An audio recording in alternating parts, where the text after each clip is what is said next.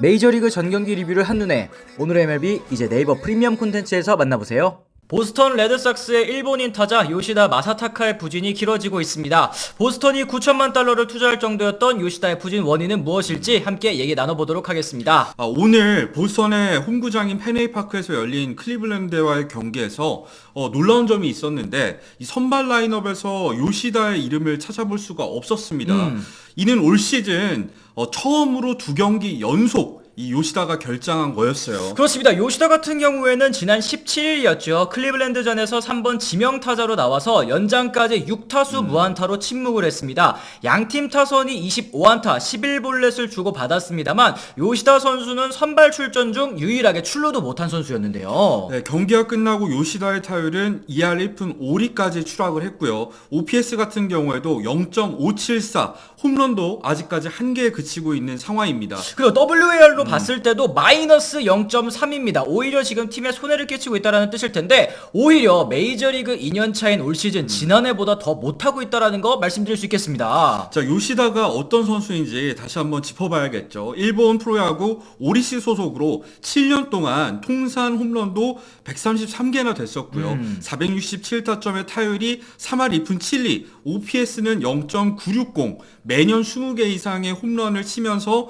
정교한 타격을 통해서 이 매년 타격왕에 도전할 수 있는 선수란 평가를 받지 않았습니까? 그렇습니다. 이제 2022 시즌을 마치고 미국 도전을 선언했습니다. 보스턴과 5년 9천만 달러의 계약을 체결했는데요. 이는 이정우 선수가 계약하기 전까지 아시아 출신 타자 최고 대우이기도 했습니다. 당시에 물론 지금도 마찬가지고 오버페이라는 반응이 또 많았습니다만 WBC에서 오타니와 함께 중심 타선을 이루면서 요시다 선수 맹타를 휘둘렀거든요. 정말 대단했었죠. 이 요시다가 기록을 했었던 13타점은 이게 WBC 단일 대회 기준으로 했을 때 최다 타점 기록이었고요. 타율도 4할 9리, OPS는 1.2가 넘었습니다. 그야말로 일본의 우승을 이끌었다고도 말씀을 드릴 수가 있겠죠. 맞습니다. 그러나 개막 초반 기대와는 달리 많은 땅볼을 기록하면서 한때 타율이 1할 6푼 7리, OPS도 0.560까지 떨어졌었는데요. 이 요시다 선수도 변화를 위해서 이 허벅지 통증으로 결장한 사이에 타격 코치와 적극적으로 얘기를 나누면서 타격폼 변경에 나섰다고 합니다. 가장 지난해 주요했던 변화라고 한다면 시야를 좀 더 확보하기 위해서 앞발을 뒤쪽으로 당기면서 오픈 스탠스로 타격 자세를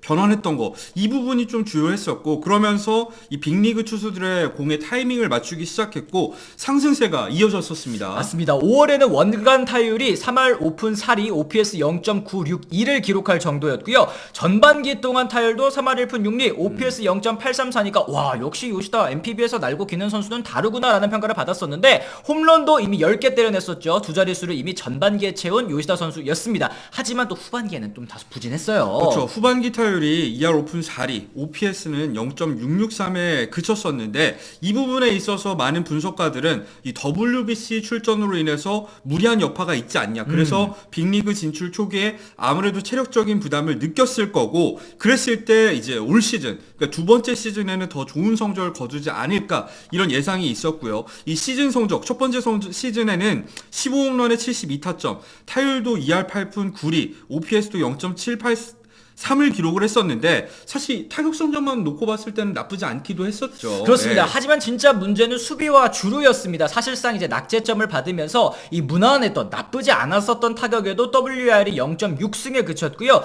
때문에 좀 타격으로 만회해야 되는 부분들이 있었죠. 코라 감독도 올 시즌 요시다를 지명타자로 기용하겠다고 밝힌 것도 그 이유였습니다. 그렇죠. 그러니까 수비에서 아무래도 이 끼치는 손해 부분도 아무래도 신경을 쓸 수밖에 없는 상황. 보스턴의 외야수 중에서는 수비를 잘하는 선수들이 굉장히 많잖아요. 그랬을 때 요시다 입장에서는 수비에서 부담감을 덜면서 타격에서 좀 더 좋은 성적을 기록했으면 좋겠다라고 이제 코라 감독이 생각을 한 거겠죠. 그렇습니다. 하지만 지금 시즌 초반 최악의 부진으로 사실상 플래툰으로 기용이 되고 있고요. 오늘 경기는 이제 우한 선발인 카라스코가 나왔는데도 결장을 하고 말았습니다. 설상가상이죠. 좌투수 상대 플래툰 우타자, 좌투수 상대로는 정말 잘 쳐주는 랩 래프 스나이더 선수도 이제 부상자 명단에서 복귀했기 때문에 이 요시다의 입지가 좀 더 좁아질 수밖에 없는 상황이 연출이 됐습니다. 자, 그랬을 때 요시다가 지금 왜 이렇게 부진한지에 대해서 한번 짚어보도록 하겠습니다.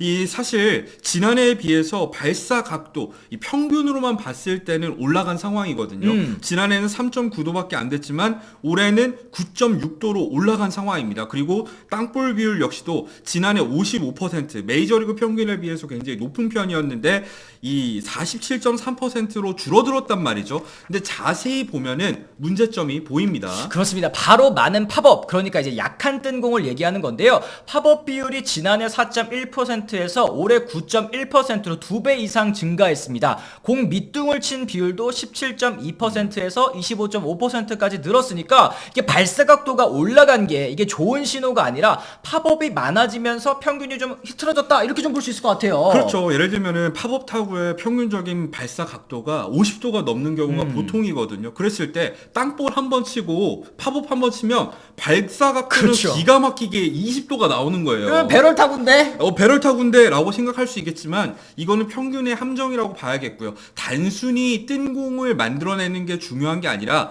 정확하게는 이 생산적인 타구를 만들어내야 되는데 요시다 같은 경우에는 그걸 지금 못하고 있다는 뜻입니다. 그렇습니다. 이제 거기다가 지난해는 페스티벌 상대 타율이 3할 1푼 5리였고요. 장타율도 0.46에 달했는데요. 그 페스티벌 상대 성적도 올해 크게 하락을 했습니다. 올해는 타율이 2할이고 장타율도 3할. 페스티벌에도 지금 타이밍을 맞추지 못하고 있는 그런 상황이거든요. 사실 이런 지표만 봤을 때 이 요시다의 문제점은 저는 확인을 할 수가 있었거든요. 바로 이 아무래도 타격적인 부분에서 좀 더 해줘야 된다는 생각 때문에 정확하게는 홈런을 때려내기 위해서 공을 퍼올리다 보니까 이 팝업 타구가 늘어났고 스윙 궤적이 커지니까 이 패스볼의 타이밍도 맞추지 못하고 있는 것처럼 보여요. 아, 그렇습니다. 코라 감독도 이제 요시다 선수의 문제점 정확하게 또 진단하고 있었습니다. 타격 스윙 메커니즘을 관련해서 몇 가지 문제가 있다. 뭐 취재진에게 자세하게 밝히진 않았지만 문제가 있다라는 것을 분명히 했고요. 평소 타구에 백스핀을 거는 유형의 타자인데 지금은 그런 모습이 보이지 않는다라고 이제 덧붙였습니다.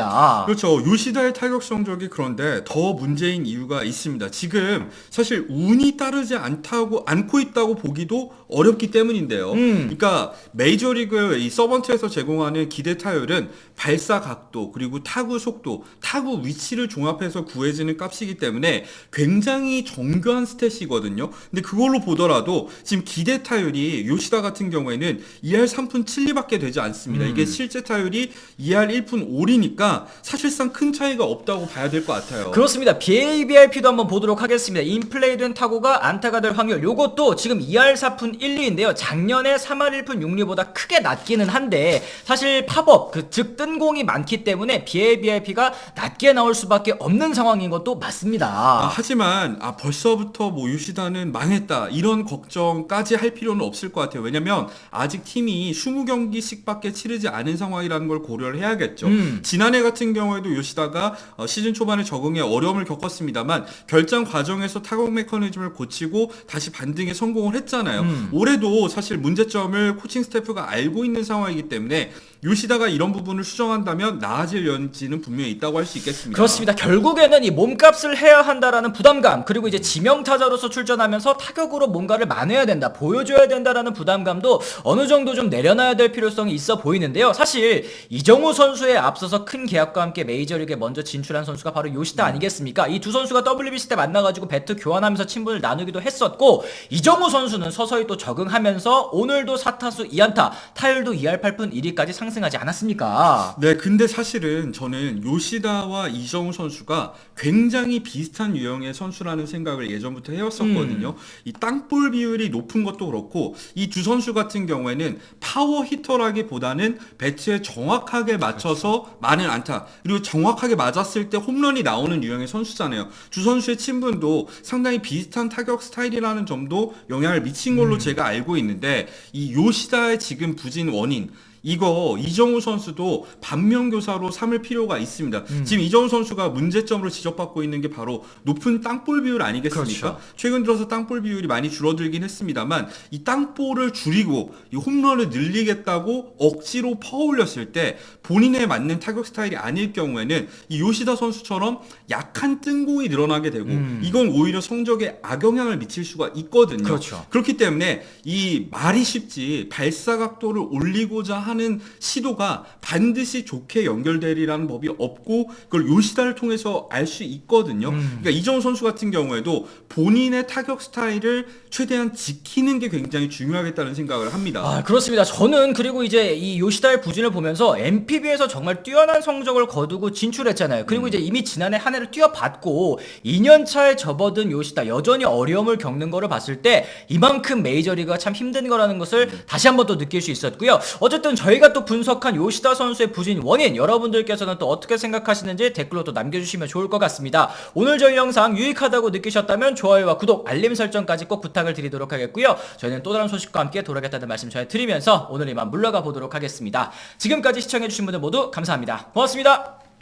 I'm ready to go. I'm ready to go.